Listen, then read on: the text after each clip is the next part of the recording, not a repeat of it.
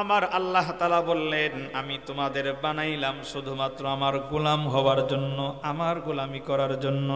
বন্ধু গো, আল্লাহর গোলাম যদি আমরা হইতে চাই, দুনিয়ার কোনো ডাক্তার বলেন, ইঞ্জিনিয়ার বলেন, লয়ার বলেন, যত ব্যারিস্টার বলেন আর বিচারপতি বলেন, যত ধরনের কবি বলেন, সাহিত্যিক বলেন, যত নামি দামি ডিগ্রিওয়ালা লকবওয়ালা মানুষের কথা বলেন না কেন, সকল মানুষে মিলাও যদি বলে এই গুণ থাকলে আল্লাহর গোলাম হওয়া যায়, এটা বেশি মূল্যায়ন করবেন নাকি আমার আল্লাহ নিজেই যদি বলে এই গুণ থাকলে আমার গোলাম হতে পারবা? তাহলে আমাদের আল্লাহর কথাটাই মূল্যায়ন করা দরকার আছে না নাই?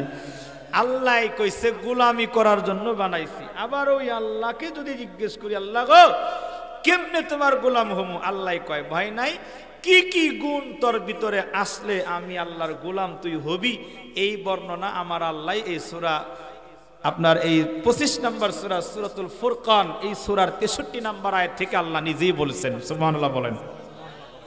এজন্য আমরা আল্লাহর গোলাম হব, কি কি গুণ থাকলে এই কথাগুলো আমি বলবো। শুনতে রাজি আছেন ইনশাআল্লাহ?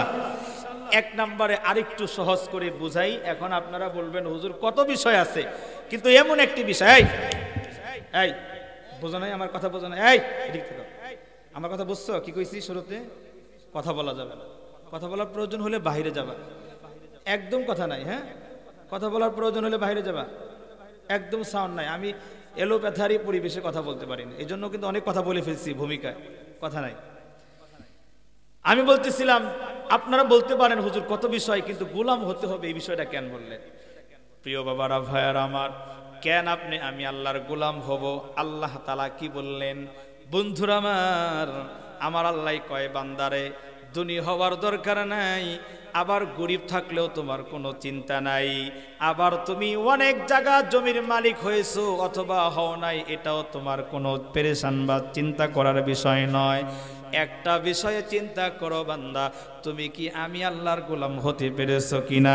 কারণ যদি আমি আল্লাহর গোলাম হতে পারো রে বান্দা, আমার যেই গোলামটা একেবারে জীর্ণ শীর্ণ, একেবারে সিরিয়ালে সবচেয়ে ছোট গোলাম হবে, হামাগুড়ি দিয়া দিয়া যে ব্যক্তি জান্নাতে যাবে, আমার আল্লাহ ঘোষণা করেন ওমন একটা দুর্বল ছোট গোলামের জন্য এমন পৃথিবীর মতো 10টা পৃথিবীর সমান একটা জান্নাত দিবে। জোরে বলেন সুবহানাল্লাহ। প্রিয় বাবারা, ভাইয়ারা আমার, বন্ধুরা আমার, তাহলে ছোট্ট গোলামের জন্য আমার আল্লাহ এমন দুনিয়ার মতো 10 দুনিয়ার সমান জান্নাত দিব। দুনিয়া, এই যে এমন দুনিয়া বললাম তাতে কি বুঝলেন? মোটামুটি সিঙ্গার থানার সমান, হ্যাঁ, বাংলাদেশের সমান।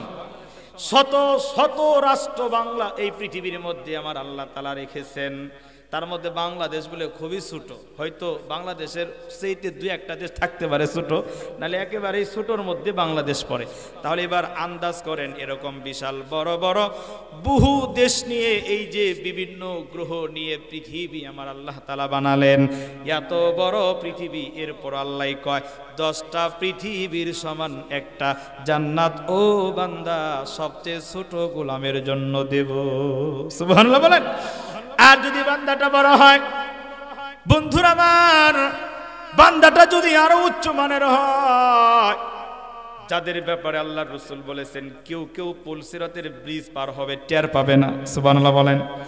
বিজলির আকারে পুলসিরাতের ব্রিজ যে ব্যক্তি পার হয়ে যাবে, কখন পুলসিরাতের ব্রিজ পার হয়েছে জানবেই না, হঠাৎ করে দেখবে জান্নাতের ভিতরে।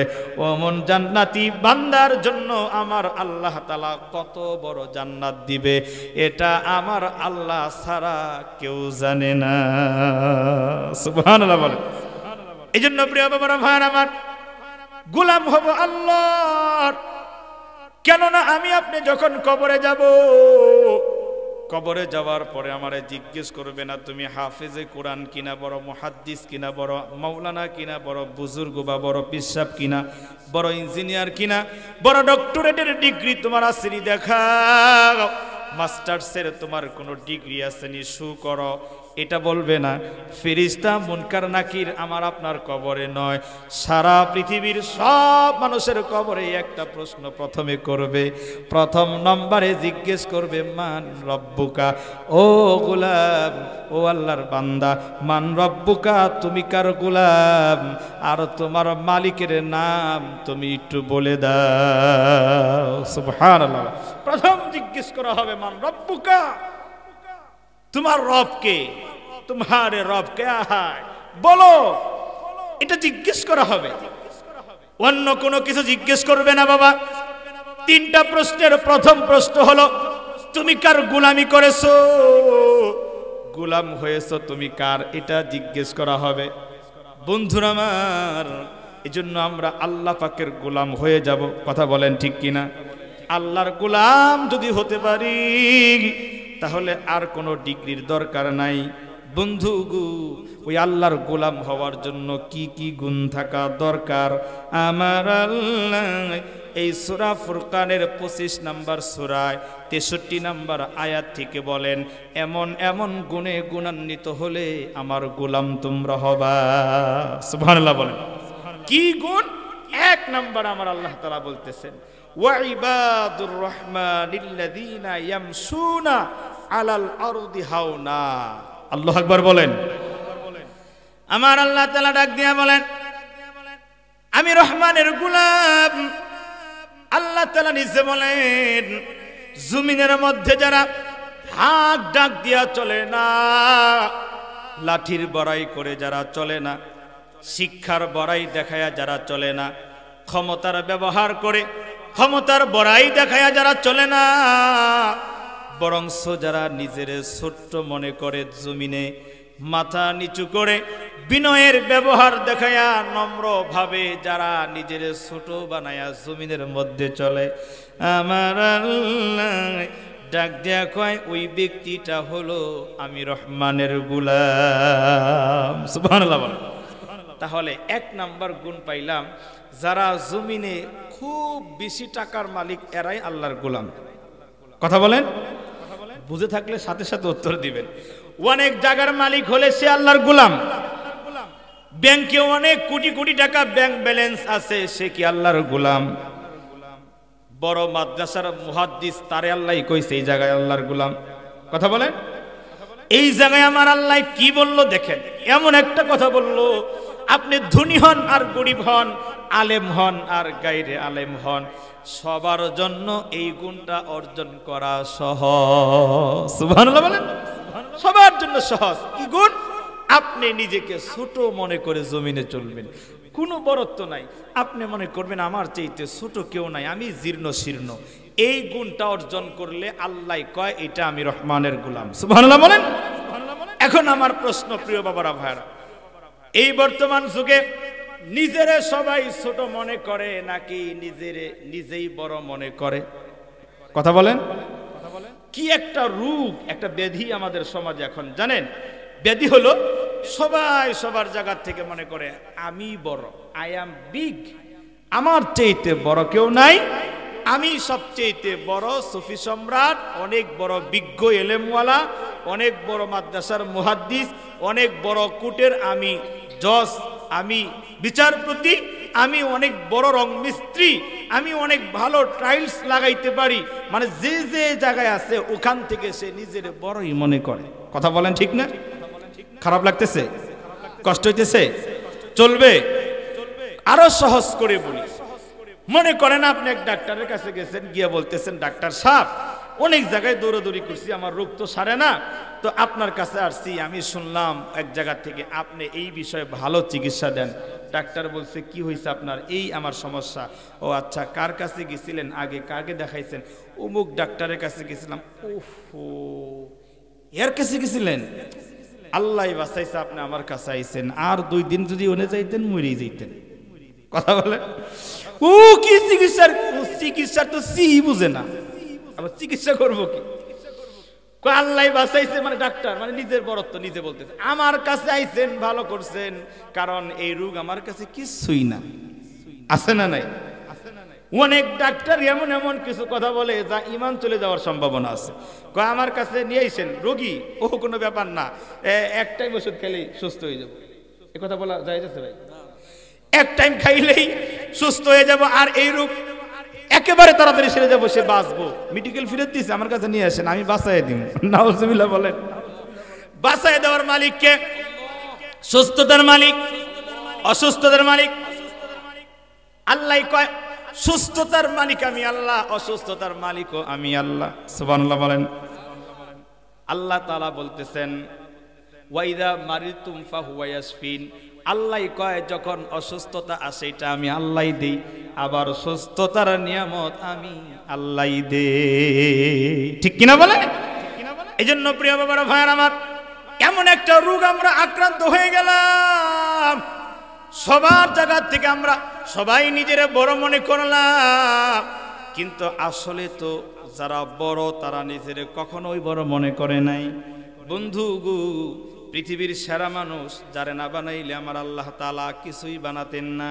যার খাতিরে আসমান বানালেন, জমিন বানালেন, সব কিছু আমার আল্লাহ বানালেন, ওই মহামানব মদিনার নবী, উম্মতের কান্ডারি নবী মুহাম্মদুর রাসূলুল্লাহ সাল্লাল্লাহু আলাইহি ওয়াসাল্লাম।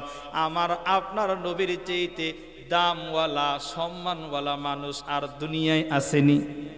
আমার নবীর চাইতে ভদ্র মানুষ আর আসেনি। আমার নবীর চাইতে শিক্ষিত আর জ্ঞানী মানুষ আসেনি। কথা বলেন, আসেনি? আমার নবীর বংশের চাইতে দামি বংশ আর আসেনি। কথা বলেন। তাহলে আমার নবী এত দামওয়ালা নবী, আমার নবীর চরিত্রটা দেখছেন? মায়ার নবী, এত সুন্দর চরিত্র। আমার নবী কখনো মাথা উঁচু করে হাক ডাক দিয়া চলে নাই। কাফের বেদিনেরা আমার নবীকে গালি দিয়েছে, জিন্দিগিতে নবীজি গালির পাল্টা জবাব দেয় নাই। সুবহানাল্লাহ বলেন।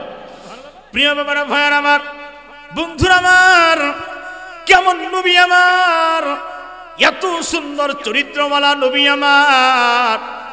ওই নবীর সাথেই তো আল্লাহ তাআলা আমাদের জীবন মিলাইতে এই জন্য বলছেন। আল্লাহ কয় ফাত্তাবিউনি, আল্লাহ কয় ওই নবীর সাথে তোমাদের জীবন মিলাও, নবীজির সাথে তোমরা জীবন মিলাও, তোমরা অনুসরণ করো, অনুকরণ করো। এমন একজন মানুষ, এই জন্য আল্লাহ কয় লাকাদ কানা লাকুম ফি রাসূলিল্লাহি উসওয়াতুন হাসানাহ। আল্লাহু আকবার বলেন। আমার নবীর ব্যাপারে আল্লাহ তাআলা বলেন, এই পৃথিবীর বিশ্ববাসীর জন্য সর্বোত্তম আদর্শ রেখে দিলাম আমার নবীর চরিত্রের মধ্যে। সুবহানাল্লাহ বলেন না?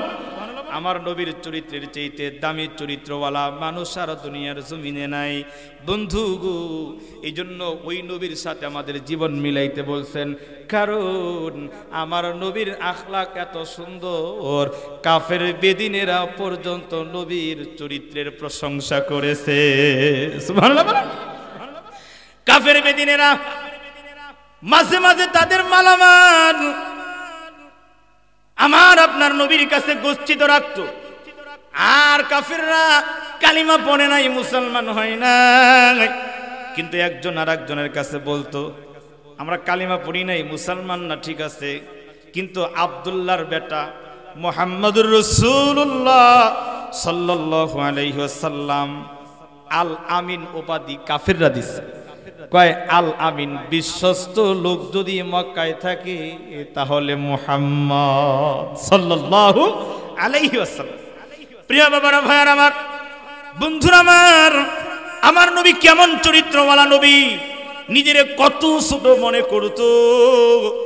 আমার আপনার নবী, আমরা ছোট্টবেলায় আগে স্কুল লাইনের বইয়ের মধ্যে একটা ঘটনা ছিল, কি এক বুড়ির ঘটনা, শুনছেন না আপনারা? আল্লাহর নবী চলার পথে এক বুড়ি কাটা দিত রাস্তার ভিতরে। আমার নবীরে এক ইহুদি মহিলা কষ্ট দেওয়ার জন্য, নবীরে কষ্ট দেওয়ার জন্য রাস্তার ভিতরে কাটা ফেলে রাখত। আর প্রতিনিয়ত আমার আপনার নবী রাস্তার কাটাগুলি পরিষ্কার কইরা এরপরে নবী আমার চলতো।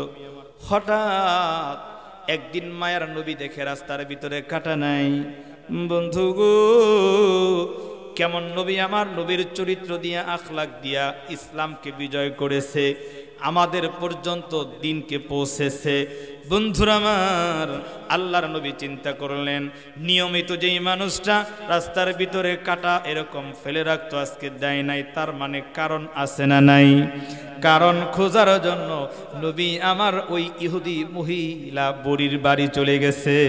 সুবহানাল্লাহ বলেন। আমার আপনার মায়ার নবী, বন্ধু এত বড় মাকামওয়ালা নবী ইহুদি মহিলার বাড়িতে গিয়ে দেখে মহিলার গায়ে প্রচন্ড জ্বর, অসুস্থ মহিলা, কখনো হুশ কখনো বেহুশ।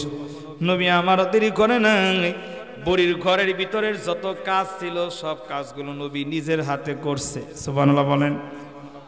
মিয়া ওয়াজ করা সহজ, শুনতেও বড় আরাম মজাই লাগে, আমল করা বড় কঠিন। আমি নিজে পারবো না সিলিন্ডার। দেখেন আমার নবী কেমন আখলাকওয়ালা ছিল। মায়ার নবী বুড়ির থালা বাসন মাঝে কাপড় চোপড় ধুয়ে পরিষ্কার করে ঘর ঝাড়ু দিতেছে। এমন সময় বুড়ির হুঁশ ফিরে আসলে তাকায়া দেখে কে যেন নুরানি উজালা চাঁদের মতো চেহারাওয়ালা একজন মানুষ তার ঘরের ভিতরে ঝাড়ু দিতেছে। এবার বুড়ি জিজ্ঞেস করে, কে আপনি? আমার ঘরে তো কোনো মানুষ নাই, কোথা থেকে আসলেন, কেন আসছেন, আমার ঘরের কাজগুলো আপনি করছেন? এমন কথা বলার পরে আমার আপনার নবী বরত্ব নিয়ে অহংকার নিয়ে কথা বলেন। নবী আমার জীর্ণ শীর্ণ ভাবে দাঁড়ায়া বুড়ির সামনে দাঁড়ায়া বলে, বুড়িমা আপনি যার রাস্তার ভিতরে প্রতিনিয়ত কাটা দিতেন, বুড়িমা ওই আব্দুল্লাহর ছেলে মুহাম্মাদুর রাসূলুল্লাহ সাল্লাল্লাহু আলাইহি ওয়াসাল্লাম। আমি অধম, আমি মুহাম্মদ সাল্লাল্লাহু আলাইহি ওয়াসাল্লাম। বড়ি শুইনা আশ্চর্য হয়ে যায়, কি কথা বলে, কি কথা বলে, আপনি এখানে কেমন করে আসলেন?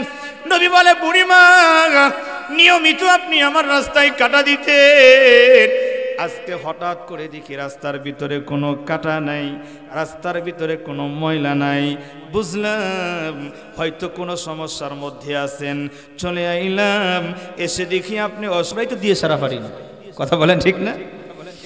এমিয়া কাটা মানে বুড়ির ওই কাটাই খালি না, আপনার আপন ভাই বাড়ি থেকে বেরোইতে পারে না, বেড়া দিছে, এমন বেড়া দিছে ভাই যে একটা মানে বুঝা নিয়ে ঢুকবো, ধনী হয়েছে, টাকা হয়েছে, ওয়াল করে দিছে, এমন ভাবে ওয়াল করছে। এখন এর ভাই তো কৃষি কাজ করে, মানে বাড়িতে কোনো বোঝা নেওয়ার সিস্টেম নাই। আছে না নাই? কথা বলেন, আছে না নাই? এমন আছে। এই জন্য প্রিয় বাবা, এই জন্য প্রিয় বাবারা ভাইয়ার আমার বলতেছিলাম, এই যে আমার নবীর চরিত্র, বাবা নবীর চরিত্রের উপরে চরিত্র হয় না বন্ধু গো। এই জন্য নিজের ছোট মনে করা দরকার, আছে না নাই? এমন আদত আপনি রাখবেন, মনে করবেন আমার চাইতে ছোট আর কেউ নাই। যেদিন আমরা এসেছিলাম ভবে, যেদিন তুমি এসেছিলে ভবে, কেঁদেছিলে একা তুমি, হেসেছিল সবে। এমন জীবন করিবে গঠন, মরিলে হাসিবে তুমি, কাঁদিবে ভুবন। ঠিক কিনা বলে? লোকে যারে বড় বলে এই তো আসল বড়। কথা বলেন ঠিক না? আপনাকে যে বড় বলে, কবি বলেন, আপনাকে যে বড় বলে বড় সে নয়, লোকে যারে বড় বলে বড় সে হয়। ঠিক কিনা বলেন? কোটি টাকার মালিক দেখো অভাব হয় না দূর, কোটি টাকার মালিক দেখো অভাব হয় না দূর, গরিব ঘুমায় আরাম করে মনটা বাহাদুর। ঠিক কিনা বলেন? কোটি টাকার মালিক দেখো অভাব হয় না দূর, গরিব ঘুমায় আরাম করে মনটা বাহাদুর। ফেরাউনের লাশটি দেখো মিশর জাদুঘরে, ফেরাউনের লাশটি দেখো মিশর জাদুঘরে, খাই না মাটি পোকা মাকড় সবাই ঘৃণা করে। ঠিক না বলেন? খাই না মাটি পোকা মাকড় সবাই ঘৃণা করে, হৃদয়ে থাকিবে যাহার নম্রতা সদা, রহমত আসিবে সেথা আল্লাহর ওয়াদা। বড়র বড়াই থাকিলে দিলে রহমত আসবে না, বড়র বড়াই থাকিলে দিলে রহমত আসবে না, নিজেকে নিজে ছোট মনে করিও সদা, নিজেকে নিজে ছোট মনে করিও সদা, বুগু বিলাসের বাড়ি গাড়ি পরে রবে সব, বুগু বিলাসের বাড়ি গাড়ি পরে রবে সব, থাকতে সময় স্মরণ করো আল্লাহ আমার রব। ঠিক কিনা বলেন? এই জন্য প্রিয় বাবারা ভাইয়ের আমার বলতেছিলাম, নিজের ছোট মনে করা লাগবে, অহংকার করা যাবে না, বড়ত্ব প্রকাশ করা যাবে না, অহংকার মানুষের সাজে না। বন্ধুরা আমার, আল্লাহর নবী হাদিসের মধ্যে বলেন, قال رسول الله صلى الله عليه وسلم لا يدخل الجنة من كان في قلبه مثقال ذرة من كبر। আল্লাহর নবী বলেন, ওই ব্যক্তি আল্লাহর জান্নাতে প্রবেশ করবে না যার দিলে যারা পরিমাণ অহংকার বড়ত্ব আছে। নাউজুবিল্লাহ বলেন, অহংকার থাকলে ওই ব্যক্তিকে আমার আল্লাহ তাআলা জান্নাতেই প্রবেশ করাবে না। নবীর কথা, কথা সত্যি না মিথ্যা? কথা বলে। আর অহংকার তো আমাদের এই জামিরতা ইউনিয়ন, শায়েস্তা ইউনিয়নের মানুষের দিলে অহংকারটা অহংকার নাই, হ্যাঁ আছে নাকি? ওরে সুবহানাল্লাহ, অহংকার খালি আপনাদের কথা বাদ দিয়ে আমি হুজুর লাই না, আমার কথাই বলি। অনেক হুজুররাও আছে আমার চেয়ে বড় হুজুর নাই। এই যে আমি এখানে বসছি, আমি যদি মনে করি আমি এখানে বসছি আমার চেয়ে আজকে বড় কেউ নাই, তাইলে অহংকার হইল কি হইল না? আমি এখানে বসছি তাই কি কি ছাতা হইছে, আমি একটা পজিশন বা একটা পরিবেশের কারণে এখানে বসছি, বয়ানের একটা পরিবেশ, এই কারণে ব্যাস এখানে বসছি। আমি যে অনেক বড় এই দেখে আমার এখানে বসেছে তা না, আমার এটা একটা পরিবেশ, কথা বলতে গেলে ভাই একটা বসার পজিশন লাগে, এই কারণে এখানে বসছি বিদায়। আমি সবার বড় তা না, আমার চাইতে অনেক বয়সে বড় আছেন না, আমার বাবার বয়সের, দাদার বয়সের আছে, আমার চাইতে বড় উলামায়ে কেরাম আছে না, এই আলেমরা আছে আমার চেয়ে বড় না। আমি তো এখানে আজকের মাহফিলে এমনও উলামায়ে কেরাম আছে যাদের ছাত্র হওয়ার যোগ্যতা রাখি না। এই জন্য আমি অনেক সময় বলি, অনেক বক্তারা আছে, কি একটা ভাব, কি তার পজিশন, কি তার গাড়ির থেকে নামার স্টাইল, কি তার মাহফিলে উঠার কি স্টাইল। মানে কিছু কিছু বক্তা আছে আবার এমন ৮০,০০০ টাকা মানে তার বিকাশে আগে পেমেন্ট না করলে গাড়ির চাকাই ঘুরে না। আছে না নাই? কথা বলেন, আছে না নাই? এমন বক্তা আবার দেখি হাউ মাউ করে চিৎকার করে কাঁদতেছে মাহফিলের পরে, আমার গাড়ি ভাঙ্গা ভাঙ্গা ফালাইছে। আছে না নাই? কথা বলে। তুমি কেমন বক্তা, কেমন আলেম, তোমার গাড়ি ওই সমাজের যুবকেরা অথবা যে কোনো মানুষই হোক ভেঙে ফেললো, তুমি একজন আলেম, একজন আলোচক, তুমি কথা বলতেছো, তোমার গাড়ি তো পাহারা দিবে কমিটি, জীবন দিয়ে দিবে, গাড়িতে টুকা দিতে দিবে না। কথা বলে ঠিক না? গাড়ি ভেঙে ফেলছে মানে তোমার ভিতরে দোষ আছে না নাই? আমি তো কই কিছু কিছু বক্তা আছে এমন, আল্লাহ কয় তরে তো দুনিয়ার মানুষ খালি কয় বক্তা, তুই খালি মইরা একবার কবরে আই না, তরে ফিরিস্তা দিয়া ফিটাইয়া বানামু তক্তা। কথা বলেন ঠিক কি না? এমন বক্তারে আল্লাহ কবরে গেলে তক্তাই বানাইব, ঠিক না? এই জন্য কিছু কিছু বক্তার ওয়াজ শোনা মানে খালি নিচের খের বা নিচের বসার জায়গাটা গরম হওয়ার, কিচ্ছু না। এই জন্য গলা দেখলে পাগল হয়ে যাবেন না মিয়া, টান দিয়ে কাইতে পড়ে গেছে আর আপনি পাগল, বক্তা একটা না, এটা দেখবেন না। দেখবেন কথায় তাসির আছে কিনা, যে বক্তা কথা বলে তার ভিতরে আমল আছে কিনা। এলেম আছে অনেক কিন্তু আমল নাই, ৪ টাকার দাম নাই। এই যে উলামায়ে কেরাম আছে জিজ্ঞেস করেন, কোনো মূল্য নাই। এই জন্য প্রিয় বাবারা ভাইয়ার আমার, কখনো নিজের বড় মনে করবেন না। আগের যুগের মানুষগুলোর আদব কেমন ছিল? কষ্ট হইতেছে? খুব দিলের কান লাগান বাবা। বর্তমান যুগের আমি একটা অকিয়া বলবো, বর্তমান যুগের সবচাইতে বিজ্ঞ একজন মুফতি, পাকিস্তানের বিখ্যাত একজন মুফতি, মুফতি তকি উসমানী হাফিজাহুল্লাহ। তিনি অনেক কিতাব লিখেছেন, বই লিখেছেন। তিনি তার কিতাবের মধ্যে একটা ওয়াকিয়া আনছেন এমন যে আল্লাহর একজন ওলি তিনি বর্ণনা করেন। আল্লাহর একজন ওলি সৈয়দ আহমদ রিফাই রহমতুল্লাহি আলাই। এই সৈয়দ আহমদ রিফাই রহমতুল্লাহি আলাই উনি এত বড় একজন মাকামওয়ালা ওলি ছিল, বুজুর্গ ছিল। একদিন রাস্তা দিয়ে হাঁটতে হাঁটতে বাজারের দিকে চলে গেলেন, গিয়ে দেখে বাজারের কাছেই একটা অসুস্থ কুকুর। অসুস্থ কুকুর দেখছেন না আপনারা? কুকুরের গায়ে ঘা হয়ে কিরা ধরে গেছে, পোকা ধরে গেছে, এমন অনেক সময় কুকুর দেখা যায় না, কথা বলেন। তো আল্লাহর ওলি সৈয়দ আহমদ রিফাই রহমাতুল্লাহি আলাইহি নজর করে দেখলেন যে এমন একটা কুকুর, তার মোটামুটি শরীরের অধিকাংশ জায়গা পছন ধরে গেছে, কিরা ধরে গেছে। বন্ধুরা আমার, এই সৈয়দ আহমদ রিফাই রহমাতুল্লাহি আলাইহি বাজার থেকে একটা লোহার শিকল কিনিয়া কুকুরের গলায় দিয়া বেঁধে বাড়িতে নিয়ে আসছে। বাড়ি আনার আগে পশু ডাক্তারের কাছে নিয়ে গেছে। ডাক্তারের কাছে গিয়ে বলে, ডাক্তার আপনি তো পশু ডাক্তার, আপনি তো চিকিৎসা দেন পশু পাখির। বলে হ্যাঁ চিকিৎসা দিই, তবে কিসের চিকিৎসা দিতে হবে? বলে এই যে একটা কুকুর নিয়ে আইলাম, এই কুকুরটা অসুস্থ, এটারে চিকিৎসা করা লাগবে। ডাক্তার অবাক হয়ে গেছে, আমি গরু ছাগল হাঁস মুরগি বিভিন্ন গবাদি পশুর চিকিৎসা করি, কুত্তার চিকিৎসা তো করি না। তো আল্লাহর ওলি কয় হ্যাঁ আমি জানি, তবে এটাও তো গবাদি পশুর মধ্যে প্রাণীর মধ্যেই পড়ে, আপনি ওই অ্যাঙ্গেল থেকে ওই আইডিয়া থেকে একটা ওষুধ দেন, আল্লাহ যদি সুস্থ করে। সুবহানাল্লাহ বলেন। দেখেন কি মেজাজটা। আল্লাহর ওলি বলার পরে ডাক্তার এবার তাই করলাম, চিন্তা ভাবনা কইরা একটা সাবান দিল, বললো এই সাবানটা দিলাম, প্রতিদিন এক টাইম করে এই কুকুরটারে এই সাবান দিয়ে গোসল করানো লাগবে। আর একটা ক্রিম, একটা মলম দিয়ে দিলাম, এটা এই ঘা এই ক্ষত জায়গার ভিতরে লাগাবেন। এই কথা বলার পর এবার আল্লাহর ওলি এই ট্রিটমেন্ট নেওয়ার পরে প্রেসক্রিপশন নিয়ে বাড়িতে চলে আসছে। বাড়ি আসার পর খাদেমকে ডাক দিয়া বলে, খাদেম দেখো মহল্লার ভিতরে এমন কোন লোক আছে নাকি প্রতিদিন এই কুকুরটারে গোসল করাবে আর এই ক্রিম এই কুকুরের গায়ের ভিতরে লাগাবে, দেখো কোন লোক আছে, খাওয়া দিমু, থাকা দিমু, পর্যাপ্ত সম্মানজনক তার বেতন দিমু।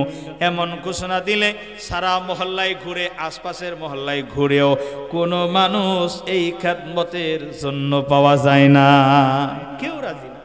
এই কুকুর নিকৃষ্ট প্রাণী, এমনিই তো না পায়, এরপরও এই অসুস্থ কুকুরে গোসল করাবে, আবার এই মেডিসিন লাগাবে, এটা কি সম্ভব? কথা বলেন। এই জন্য কেউ রাজি হয় না। দেখেন আল্লাহর ওলি সৈয়দ আহমদ রিফাই রহমাতুল্লাহি আলাইহি বললেন কি, দরকার নাই, কেউ না হলো আমি নিজেই এই কুকুরের খেদমত করব। সুবহানাল্লাহ বলেন না।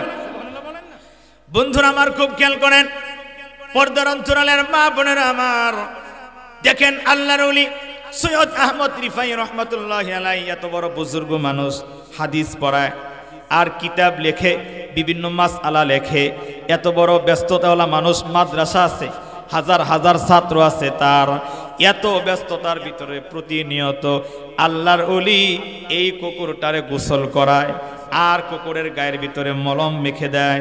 একদিন দুই দিন নয়, ৩-৪ মাস পর্যন্ত এই খেদমত করার পর আমার আল্লাহ তাআলা এই কুকুরটারে পরিপূর্ণ সুস্থ করে দিছে।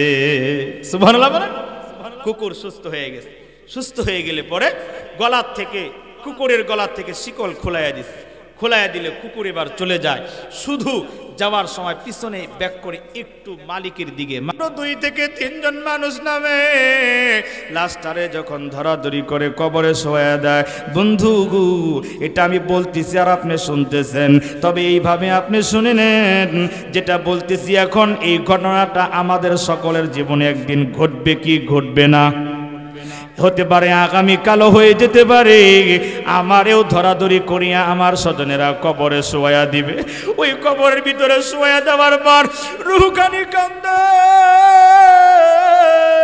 পা জড়াইয়া ধরে কান্দে আর বলতে থাকে, কত মানুষই তো আসছিল জানাজার ময়দানে, অর্ধেক মানুষ চলে গেল, কিছু মানুষ এই কবর পর্যন্ত আসছে, কবরে নামে নাই।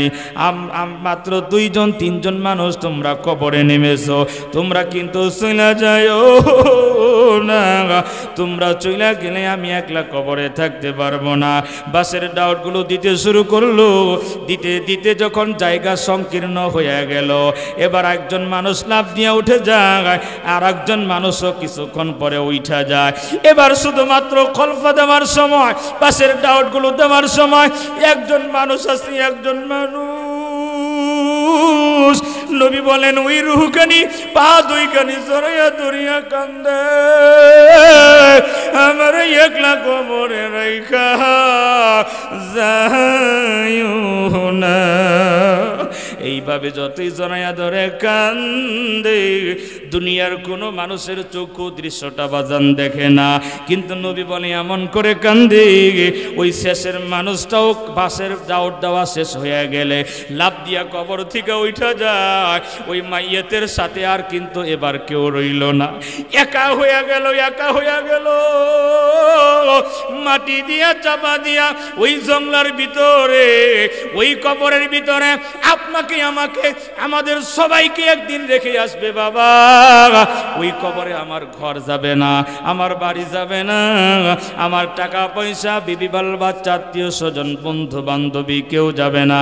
বন্ধু গো, ওই কবরে যাবে শুধু আমাদের সাথে আমল আর ইমান, ইমান আর আমলের দৌলত। ওই কবরে নেওয়ার জন্য মরণের আগেই প্রস্তুত করা দরকার আছে না নাই? জোরে বলেন আছে না নাই? এই জন্য বলতে চাই বাবারা, কি আছেন আল্লাহর এমন একজন বান্দা, এই যে আপনাদের মসজিদ কেন্দ্রিক আয়োজন